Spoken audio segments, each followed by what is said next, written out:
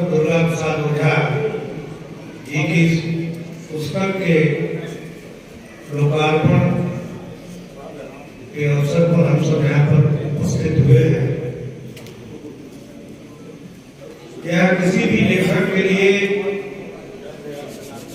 प्रसन्नता का सबसे बड़ा अवसर होता है कि जहाँ उसकी रचना को इतने लोग बैठ करके प्रामाणिक बना रहे हैं। यह लेखक का एक तरह से पुनर्विवाह, जो प्रसन्नता विवाह में होती है, उसी तरह उसकी रचना के लोकार्पण में भी होती है।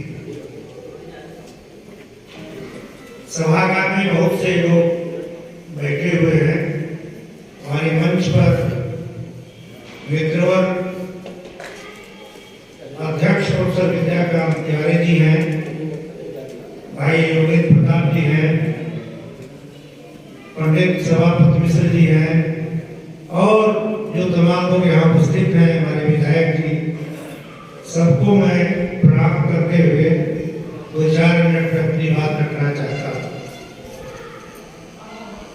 प्रोफेसर विद्याकांत तिवारी जी और प्रोफेसर टीपी ओझा दोनों हमारे बहुत पुराने मित्र हैं, लेकिन बीच में करीब 25-30 वर्ष तक कोई संवाद हमारा इनका नहीं था। जब मैं हिंदुस्तानी अकेडमी में आया कार्य देखने के लिए अध्यक्ष के रूप में, तो वही पंडित विद्याकांत तिवारी जी से मुलाकात हुई और जैसे सूरदास में लिखा है कि जैसे कोई बेटी अपनी माँ से बहुत दिनों बाद मिलती है हाथ करके, उसी भाव से हम लोग हुए। उसी प्रकार ओझा जी का व्यक्तित्व बड़ा विचित्र है। इनसे भी बातचीत होती रही, परिचय रहा, लेकिन कोई न स्वार्थ इन्होंने अपना मुझसे व्यक्त किया, न मैंने इनसे व्यक्त किया। ऐसे ही राम लहारी चलती रही। बहुत दिनों बाद जब मैं अकेडमी में आया तो ओझा जी एक दिन वहां आए और लिखने पढ़ने की चर्चा होने लगी।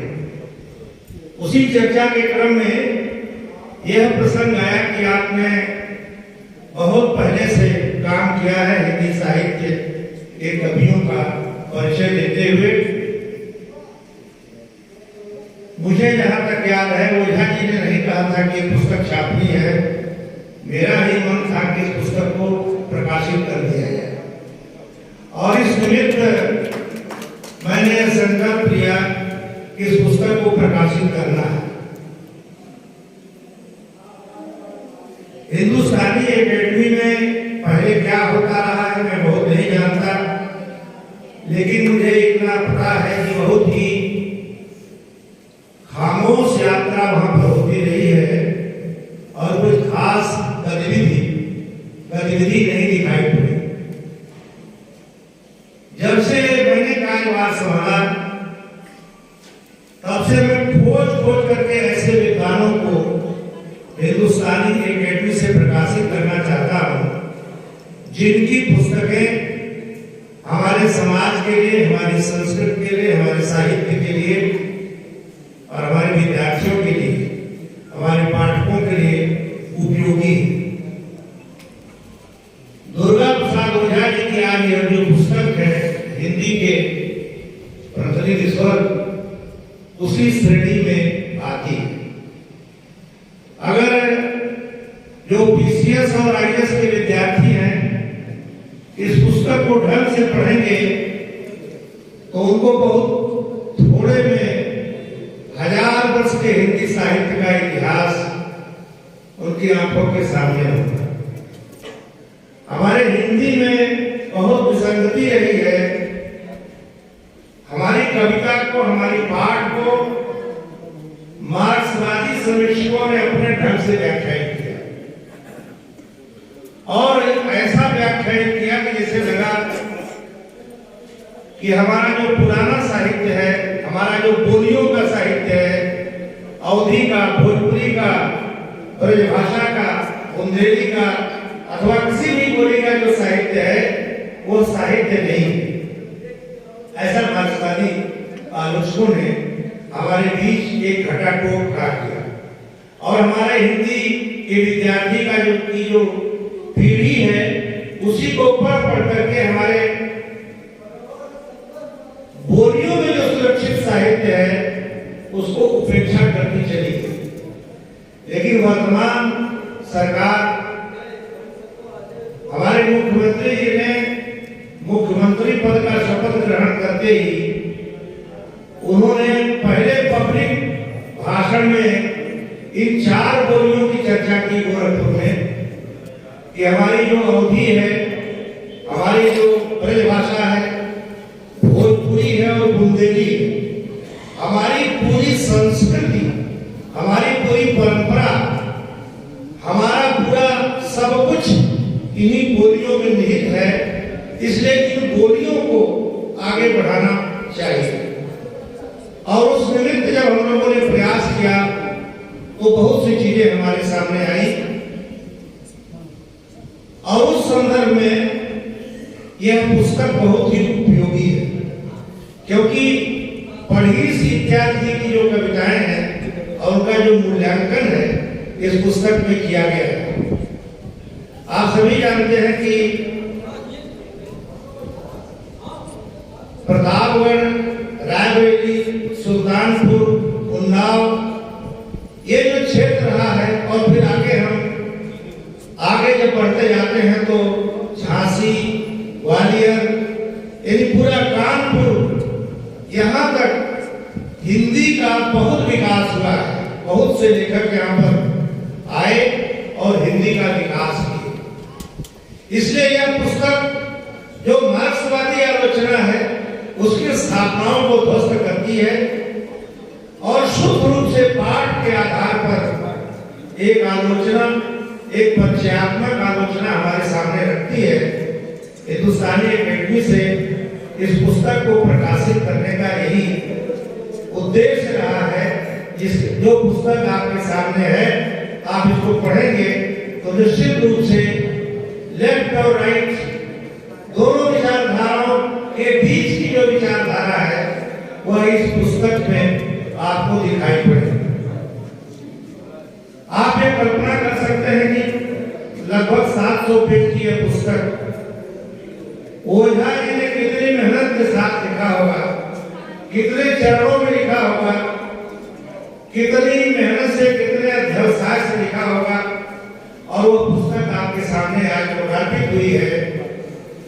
हिंदुस्तानी एकेडमी की जो ग्रंथमाला है उसमें एक माला के रूप में, फूल के रूप में यह पुस्तक शोभा बढ़ा रही है हिंदुस्तानी एकेडमी की।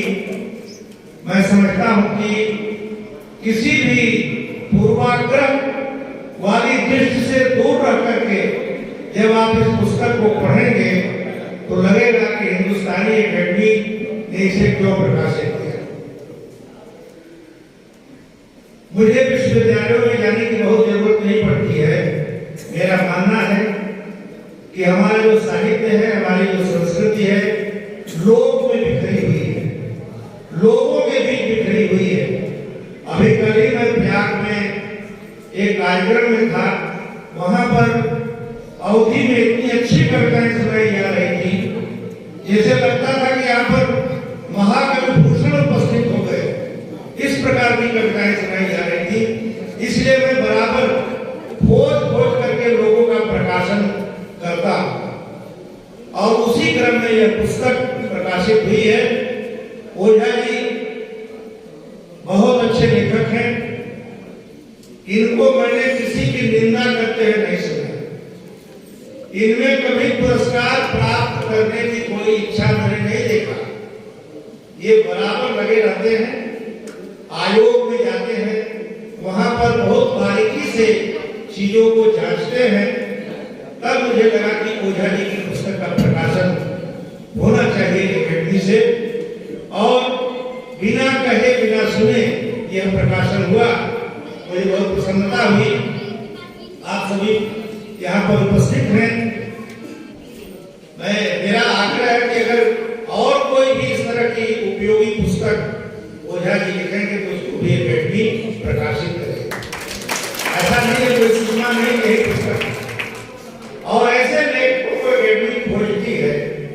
जो सही ढंग से अपने इतिहास का आकलन कर सके, मूल्यांकन कर सके। इसी भूमि के करीब जायसी जी, मलिक मोहम्मद जायसी पैदा हुए थे, जिन्होंने पद्मावत लिखा और उन्होंने पद्मावत में एक पंक्ति कहा कि हाँ तो पंडितन केर पछ लगा, हाँ तो पंडितन केर पछ लगा, हम तो विद्वानों के पीछे पीछे चलने वाले हैं। एकेडमी भी विद्वानों के पीछे पीछे चलने वाली है, विद्वानों का सम्मान करती है, हम प्रतिभा सम्मान करते हैं। और आप लोग एकेडमी के वर्तमान स्वरूप से पता नहीं कितना परिचित है।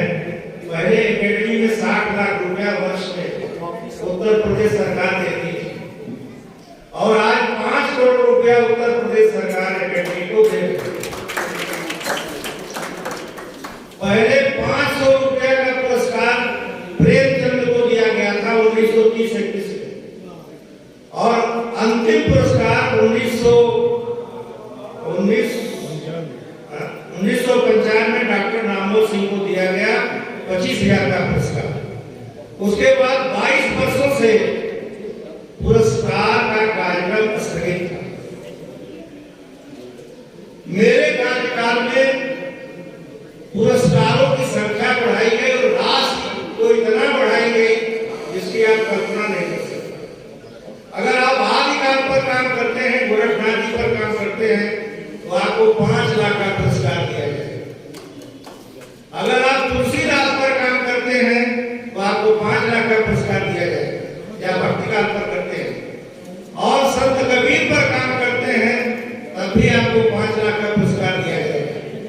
ईश्वर महादेवी वर्मा पर, चिराग पर और बोलियों के जो रचनाकार हुए हैं उनके नाम से भी पुरस्कार यहाँ पर प्रस्तावित किए गए और 2 पुरस्कार मिल गए, तीसरा पुरस्कार मिलने जा रहा है और चौथे पुरस्कार का विज्ञापन भी आजकल के अखबार में आ चुका है।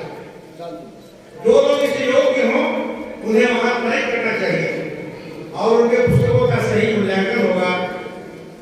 एकेडमी का उद्देश्य इतना ही है, वहां से जो पत्रिका निकलती है 1931 से लगातार हिंदुस्तानी के नाम से निकलती है। आज वह लक्ष्मीबाई विशेषांक के नाम से, भोजपुरी विशेषांक के नाम से, अवधि विशेषांक के नाम से, श्री राम विशेषांक के नाम से तमाम अंकार हैं। आप सभी लोग उसके पाठक बने और हिंदुस्तानी की गतिविधियों से आप लोग वाकिफ हो, परिचित हो। आज के अवसर पर बहुत कुछ न कह करके मुझे बाहर जाना है। ये तो ओझा जी का प्रेम है, क्योंकि प्रकाशन करने वाले तो उनके बैठे हुए हैं। तुलसीदास ने कहा है कि जगत प्रकाश प्रकाशक रामू, तो रामू इधर बैठे उसमें कोई बहुत बड़ी भूमिका नहीं है, लेकिन ओझा जी की मित्रता, ओझा जी की सदाचारता और साहित्य के प्रति की अनवरत साधना, बिना किसी ब्याज के, बिना किसी इच्छा आकांक्षा के बराबर लिखते रहते हैं। आगे जी पर इन्होंने बहुत अच्छा काम किया। जहाँ तक मुझे याद है, सच्चिदानंद हीरानंद बादशाह आगे पर इनका काम बहुत उत्तम है। आज ओझा जी को मैं बहुत बहुत बधाई देता हूँ और आप सब के बीच पुनः ये घोषणा करता हूँ कि ओझा जी और कोई पुस्तक लिखेंगे तो एकेडमी पुनः उसे प्रकाशित करेगी। इतना ही नहीं, अगर और कोई लिखेगा तो उसका भी प्रकाशन होगा। हमारे यहाँ कोई बाउंड्री नहीं है, हम संकीर्णता से बाहर उतर के काम करते हैं और साहित्य हमें यही सिखाता है। हमारे बीच में विधायक जी बैठे हुए हैं, मैं विधायक जी से भी आग्रह करूंगा कि आप शिक्षक विधायक हैं, शिक्षकों में जो साहित्यकार हैं, जो सर्जना कर रहे हैं, उनकी मदद आपके द्वारा होनी चाहिए, जिससे हमारा साहित्य आगे बढ़े। और साहित्य हमारा आगे बढ़ेगा तो हमारी संस्कृति सुरक्षित रहेगी, हमारी संस्कृति सुरक्षित रहेगी तो हम सभी सुरक्षित रहेंगे। आज हमारे देश में चारों तरफ संकट है। जनरल बिपिन रावत चले गए, एक बहुत बड़ा संकट हमारे सामने है। इसका अनुभव बड़े पदों पर बैठे हुए लोग कर रहे हैं। चीन एक तरफ, पाकिस्तान एक तरफ आक्रमण करने के लिए, हमें नील जाने के लिए बैठे हुए। हमको अगर कोई चीज सुरक्षित रख सकती है तो हमारी संस्कृति रह सकती है, और संस्कृति का वाहक हमारा साहित्य होता है। इसलिए हम साहित्य को बहुत महत्व देते हैं। आज के अवसर पर पुनः ओझा जी को बधाई देता हूँ, और ऐसे पुस्तक लिखने के लिए उन्हें साधुवाद भी देता हूँ। बहुत बहुत धन्यवाद।